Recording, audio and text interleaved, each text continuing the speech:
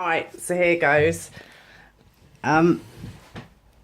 Purpose of this video is to introduce Nathaniel's channel. Say hello, Nathaniel.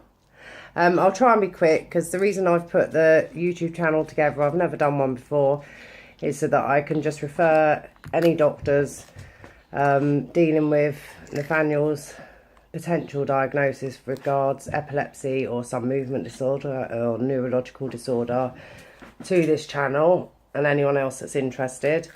As you can see, he's getting on well regardless. He's been diagnosed, he's got Down syndrome, he was 5 weeks premature, he had loads of issues, he was in NICU for 30 days, which involved TPN feeds, an operation to connect his bowel to his duodenum. He had heart problems, liver problems, thyroid problems, and I think as a parent the most upsetting was he was just really unresponsive. He never cried. It was pretty heartbreaking time, but before those 30 days were up, we had him feeding little bits from the bottle. Yes, we did. And obviously he was allowed home. He had loads of issues when we got home, mainly with feeding. I learnt later, salt wasn't referred like they should have been, so we didn't actually see them till 6 months old, and they were quite shocked at how poor his feeding was. He couldn't coordinate his swallow, breathing, and whatever the other thing is that goes with that. And he was at real risk of aspirating. They thought he probably had aspirated. Weren't convinced that, a few times he'd been taken into hospital by ambulance and x-rays had showed known aspiration. Salt disagreed and said it wouldn't have shown up anyway. Anyway, he had lots of issues, and he's always had these funny movements and episodes, so I call them episodes. We didn't know whether they were respiratory because it was like his breath was being taken away, his arms and legs would shoot up. He used to get into ever so funny, strange, horrible, scary positions, even as a newborn, which is quite strange because he's got low muscle tone. So the fact that he was getting into these positions, he could never sleep lying down in a cot. We eventually got him a hammock, and he did sleep much better in the hammock, but obviously outgrew it by the time he was 1. He's been diagnosed, he's had a video fluoroscopy that confirmed at one point, he was about a year old, he constant reflux coming up, so the movements and everything else were put down to Sandifer syndrome. Last year, the first 6 to 12 months, I remember thinking he slept really well. He made up for that, so roughly from the age of about 1, I don't think we've had a night's sleep. His sleep was awful. He wakes up constantly. He would scream. He couldn't breathe. He actually stopped breathing when he was in hospital once, and they had to resuscitate him when he turned blue. He used to do it several times at home, but he'd get his breath back. But I remember several occasions where I would literally be holding him, willing him to breathe, bumping him up and down, keeping him upright, and not being able to dial 999 because obviously I've only got 2 arms and I needed them for Nathaniel. But on those occasions he would get his breath back.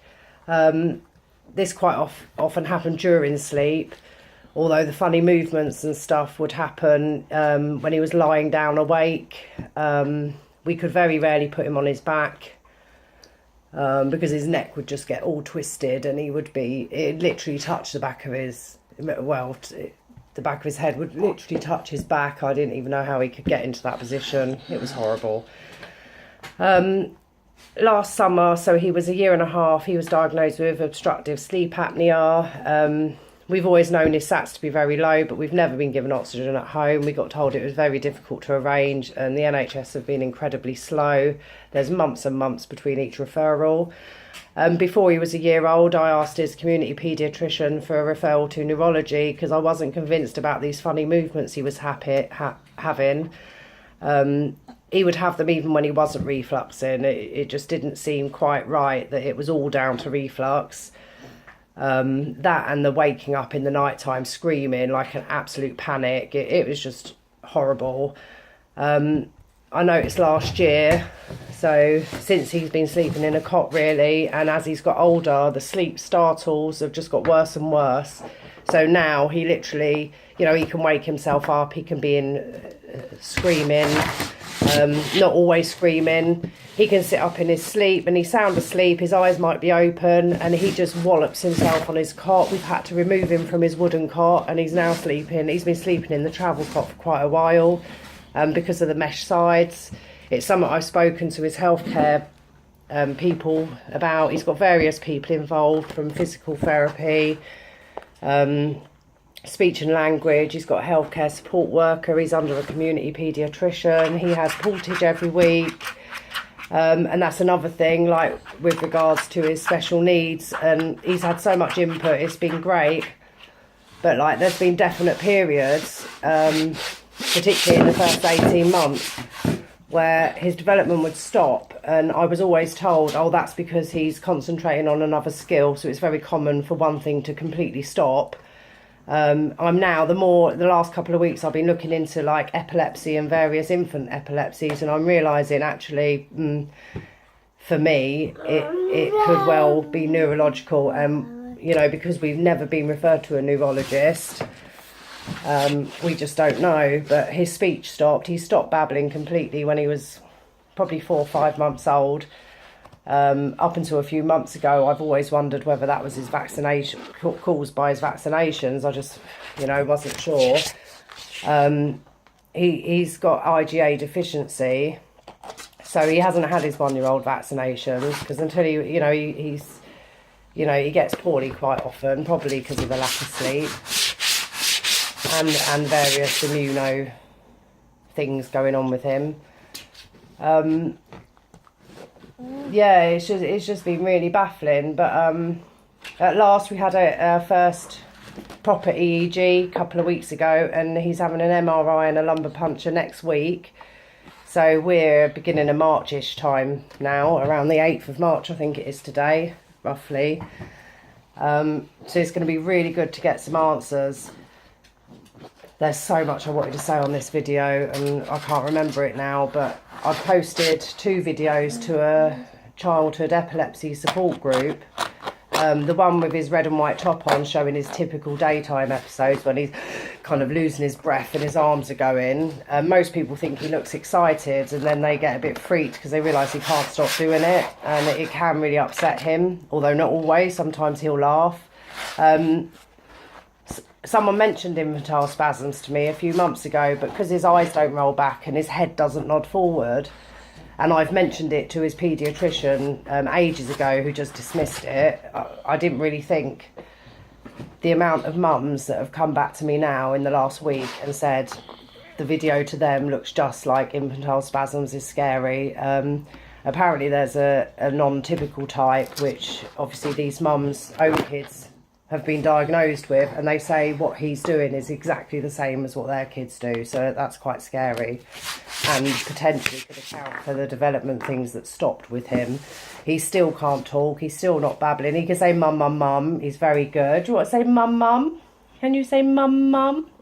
But apart from mum, mum and he can't, you know, he doesn't babble any more than that.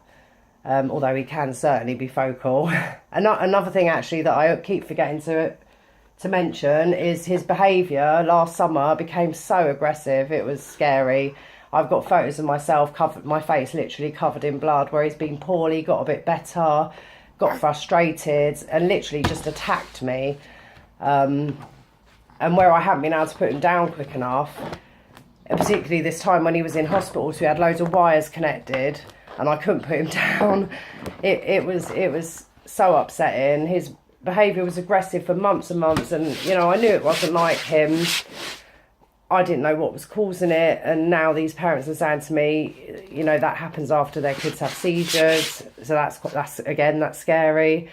The ones that have seen his sleep startling video, particularly the one in the pushchair, it's really hard to get videos because normally he's asleep. Obviously it's dark and the videos never come out, but they're all telling me absolutely textbook frontal lobe something. So again, you know, their kids are on medication for it. Not that I want him to be on medication, but obviously I need to know what it is. And he also has absences where, you know, he'll just zone out his eyes don't roll. I've not noticed them, but other people have noticed. You know, he'll be sat on their lap and they'll be talking to him, and all of a sudden he'll just stare straight through them, and they can see he's just like not there. It'll only ever happen for a few seconds, but it does happen quite often. I noticed last week actually it happened loads after we woke up, but I've always put it down, and other people I've mentioned it to, like his paediatrician or his portage worker or healthcare worker, have always said, well, you know, he's got Down syndrome, he's very tired, it's because of that. But now I don't know if you notice his arms just... Anyway, so again, you know, I've learned more about absences, and they can only last for a few seconds, and the eyes don't necessarily roll back. So the more I'm learning, the more you know, I'm thinking I have to be prepared for an epilepsy diagnosis. There's too many parents that are telling me, you know, take him to hospital, this is just like my kid. The fact that the type of seizures and the number of seizures and the duration of the clusters, how long they last, have just, you know, got more and more. And the fact that I've mentioned it since he was born, you know, the midwives were really concerned. He had myoclonic jerks when he was in NICU, and the midwives were really concerned.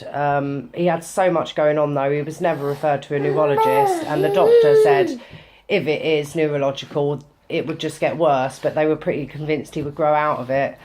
And this conversation I've had with my paediatrician, and she still, you know, there was still no referral. He eventually got a referral. He was quite poorly this December, so December 2016.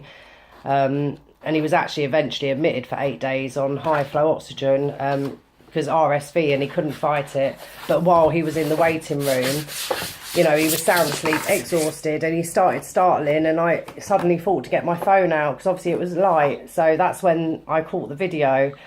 And when the registrar saw it, straight away he wrote a referral to the neurology department. And then, you know, finally the community paediatrician got on board. And the strange thing is, when he was in hospital that over December, he had 2 drop episodes, which he's never had before. He's never had since, and I hope he never does. But it was really very, very scary. You think he was pretty lifeless on oxygen, and all of a sudden went hyper, which was strange in itself. And he was jumping around the outs. You know, he can't walk yet. That's another development thing. But he was literally holding on and jumping around the cot, and then all of a sudden he just fell. His eyes rolled back in his head, which I've never seen before. Was comatose for a few seconds. The heart rate monitor just plummeted. All the alarms went off. But within a couple of minutes, he seemed normal again. And it's strange, my sister was with me the first time it happened, and she ran out the room screaming to get the nurses. It was that scary. And then a couple of hours later, he'd moved rooms, and I was telling my husband, his dad, you know, what had happened, and it happened again. I don't want to see that again, but, you know, that's the 4th different type of behaviour, movement, you know, something that's happening with him that he's not controlling, he can't stop. So I'm just... You know, I've scrolled through my videos today on my phone and uploaded them to this channel. I hope there's a way you can upload photos as well, because I've got a few photos. I never used to take videos. I didn't realise how important they were. But from now on, if I've got my phone handy, you know, I'll take some more videos and, you know, wait for a diagnosis to see what's going on with him. You cheeky chops. You cheeky chops. That's about it, I think. Yeah, so I'll give this link to his doctor in neurology. Hopefully his MRI and lumbar puncture and that'll go okay next week. We've got a follow-up appointment next Friday, and I'm going to keep this channel up to date with his videos. Kiss kiss my mum. Oh no, kiss kiss. But as you can see, it's incredibly cute. Say bye-bye. Bye-bye.